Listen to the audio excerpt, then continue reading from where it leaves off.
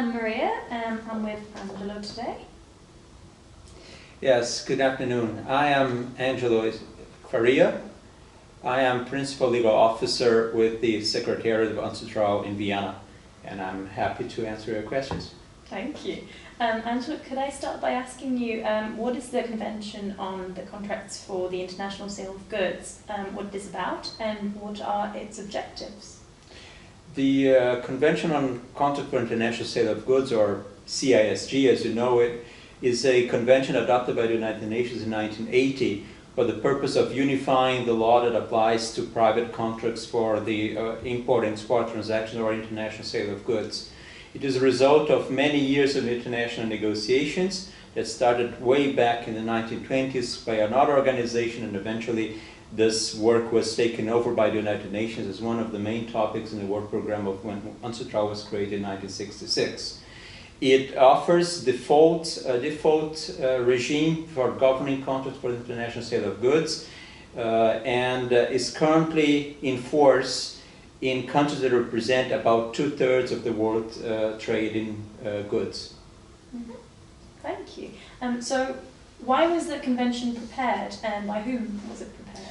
The convention was prepared out of recognition that legal disparities concerning contracts of sale of goods increase transaction costs on the one hand, but also increase the difficulty of settling disputes as they arise later on. Because typically in such a situation, the adjudicator, be it an arbitral tribunal or a court, would have to determine first which law, substantive national law, would apply to that transaction, be it the law of the seller or would it be the law of the buyer. The court would then have to discover and determine the content of that law. And this is a process that typically results in protracted litigation and delay in dispute settlement. On the other hand, because the parties may not know in advance what the applicable law would be, because they didn't spend any time thinking about that or negotiating the contract, it's difficult for them to determine what would be the remedies most appropriate in case one of the parties fails to perform. So in order to facilitate transactions and to make the outcome of litigation more smooth and predictable, the convention was developed. And it is the result of work which originally was done by the most important scholars and legal experts on international sale contracts, and eventually went through a process of political scrutiny through intergovernmental negotiations and at UNCITRAL. So it is a combination of deep legal thinking, but also of control of political acceptability in terms of countries coming from different legal systems, different levels of economic development, and also at that point in time, in particular, countries with different economic models. You have to think back at the war of the 1970s. We had a large number of countries where planned economies that function on a different criteria than market economies.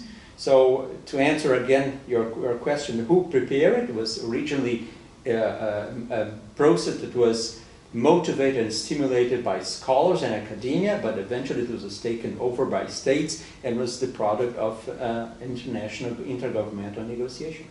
Fantastic, thank you. May I ask you to point me to the key provisions of the convention, perhaps?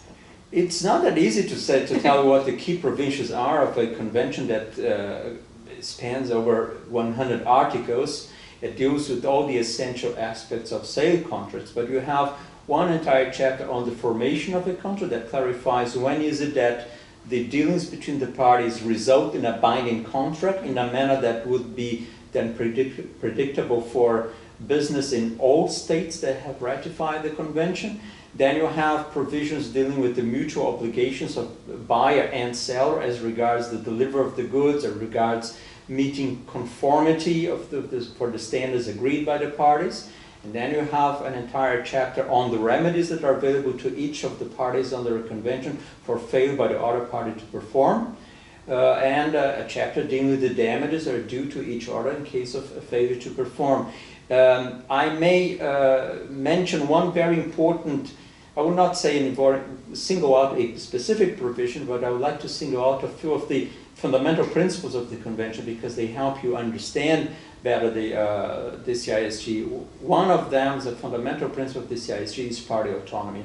The CISG respects the fact that the parties are the owners of their contract. They have the absolute right to determine their obligations. So the entire CISG is actually default provision. The parties can contract away from the CISG. They can deviate from specific provisions to meet their specific requirements. That's one fundamental principle. The other fundamental principle of the CISG is to promote good faith in international trade, even though there is no general obligation of good faith from which we infer additional obligations, but there is a general interest in the CISG of bringing the parties to cooperate with one another towards the performance of the contract. And another very important principle of the CISG is preservation of contract. The CISG takes into account the fact that an international sales transaction is a transaction of a big complexity because you need several other contracts to ensure the performance of a sale contract. You need a shipping contract to ensure that the goods are shipped to the buyer. Often you need a documentary credit to make sure that then the seller is paid by the buyer. You need insurance, you need foreign exchange, you may also need a warehouse contracting if in case you have to store the goods in the meantime. All this means that winding up an international sales contract is a complex matter that involves cost for both parties. So the CISG tries to preserve this legal relationship as much as possible, also by requiring that a party that would like to terminate the contract can only do so if the breach by the other party really amounts to a fundamental breach of the contract that deprives the party from the benefit that was entitled to expect under the CISG. This is one of the fundamental principles of the CISG. And also, another very important principle of the CISG is mitigation of damage.